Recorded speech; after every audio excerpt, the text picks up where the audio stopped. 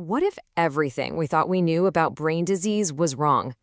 What if I told you that what we've all been led to believe is just an unavoidable part of getting older? Well, it might not be inevitable at all. So, let's just jump right into it with this question. We're always told that diseases like Alzheimer's and Parkinson's, they're just, a cruel lottery of bad genes and old age. But is that really the whole picture? Because the reality is, frankly, pretty staggering. 1 in 3 people who make it to age 85 will develop Alzheimer's disease. Just let that sink in for a second. This isn't some rare thing. It's an epidemic hiding in plain sight. And this is a huge but. Here's the radical idea we're going to dig into today. What if this is actually a preventable epidemic? The argument we're about to unpack is that these awful diseases aren't natural.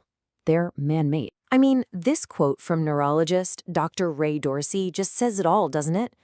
He's completely challenging that old way of thinking. He argues that getting these diseases isn't a normal part of aging any more than getting lung cancer is a normal part of getting older. So if it's not just about aging, what is it? Well, for Parkinson's, the data is just wow. A massive 85% of cases are tied to environmental factors. That means for the vast majority of people, the story isn't written in our DNA. It's written in the world all around us. Okay, so that leads to the next obvious question, right? If our environment is the problem, then what exactly are the bad guys here? Let's start naming some names. Researchers have really zeroed in on 3 main groups of toxins. First, the air we breathe, specifically that nasty particulate matter.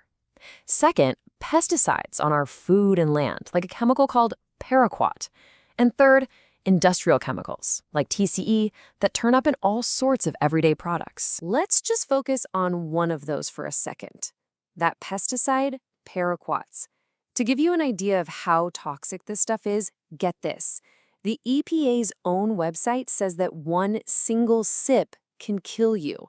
It's so potent, it's actually been used to commit murder. And here is where the story gets really bizarre. Over 50 countries, including China and even England, where the stuff is actually made, have banned paraquat.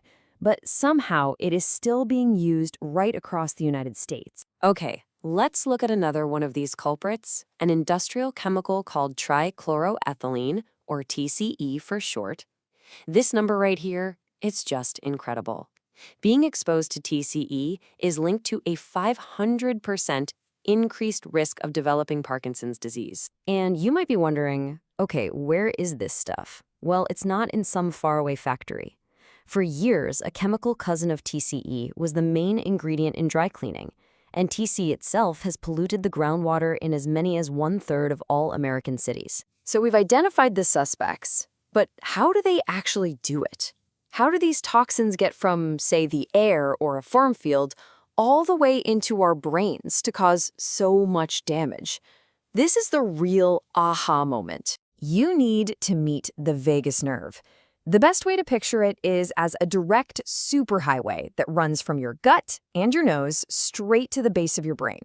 It's like a secret backdoor entrance that bypasses a lot of the brain's security systems. So here's how the attack happens, step by step. First, you either breathe these toxins in or you swallow them. Second, they hop on that vagus nerve superhighway and travel straight up to the brain. And finally, they arrive and start spreading out, causing all that chaos, like protein misfolding and killing off brain cells that we see in diseases like Parkinson's and Alzheimer's. And it's really important to get this. This whole process is incredibly slow. The exposure can happen years, even decades, before someone gets a diagnosis. Early warning signs we hear about, like losing your sense of smell or even constipation, those are actually clues that this toxic journey inside the body has already started. Okay, I know that was a lot, and it's pretty heavy stuff. But knowing is half the battle, right?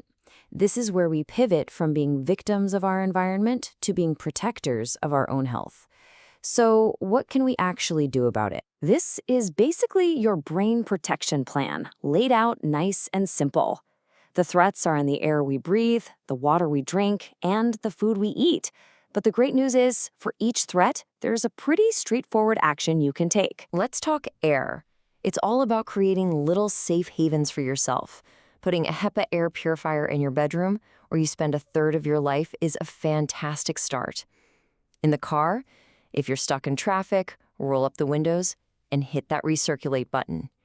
And just be aware. Check the daily air quality index on your phone. Now for water. The solution here is actually so easy and affordable.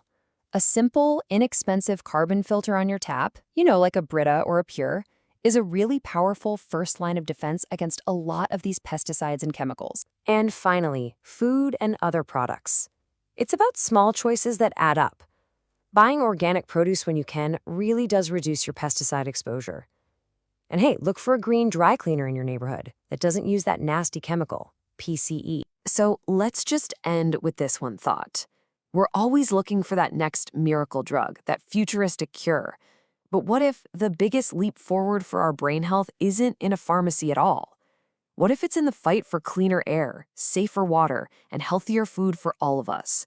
What if prevention is the real innovation?